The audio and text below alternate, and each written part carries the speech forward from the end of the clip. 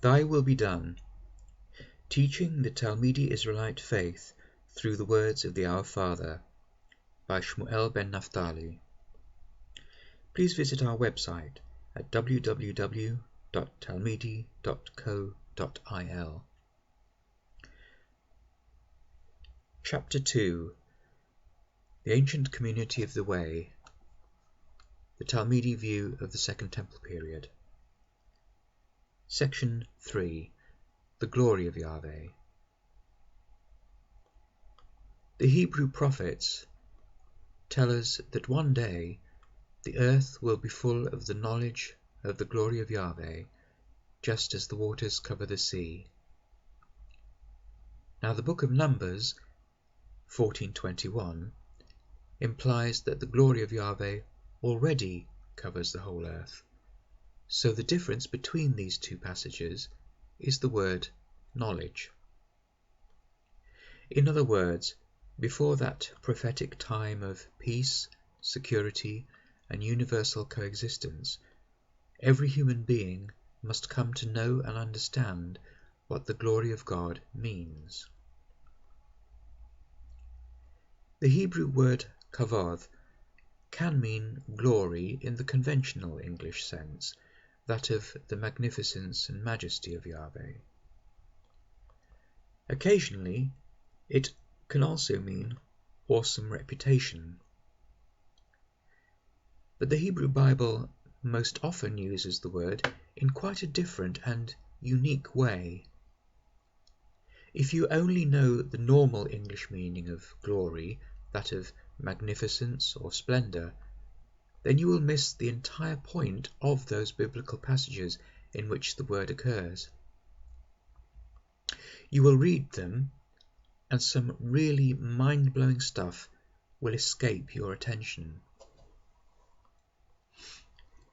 In some passages, for example Exodus 16:10 and Exodus 24:16-17, it is obvious that the glory can, in special circumstances, be a visible phenomenon that can be seen with the human eye.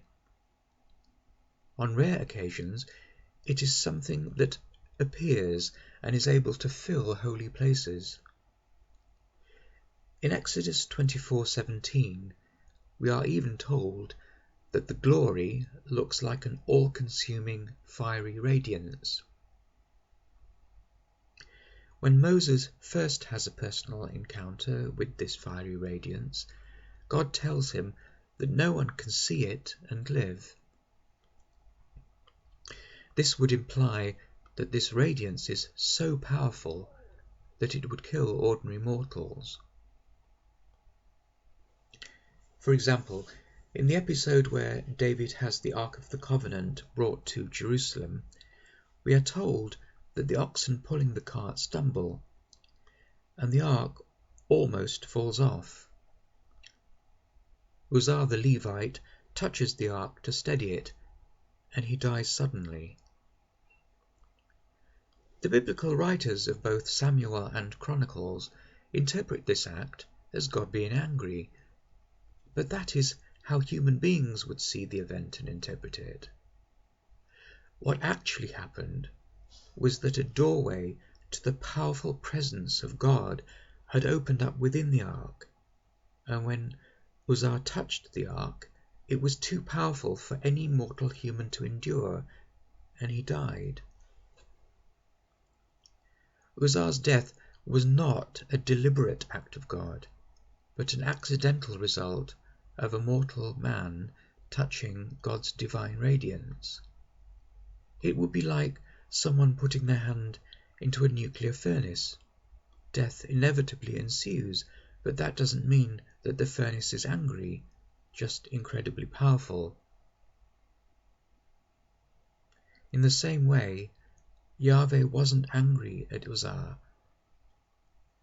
What happened was that Uzzah touched the incredibly powerful radiance of Yahveh.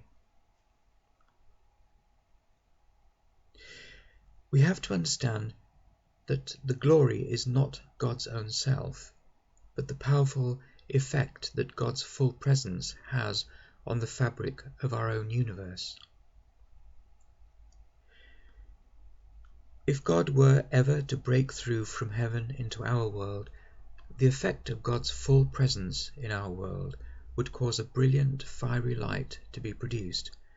That radiant light is a manifestation of God's glory, the one that exists everywhere in heaven.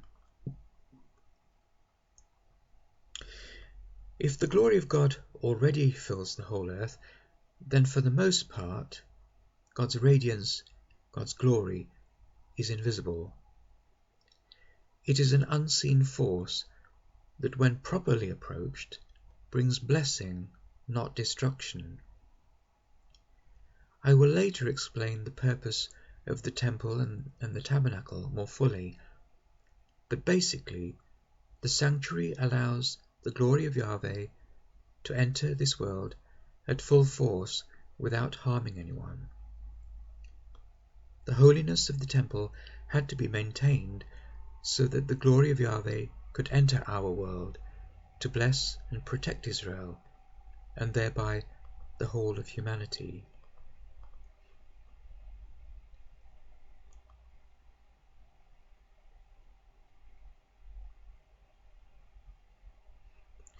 Please see links to the next video and the previous video in the description below.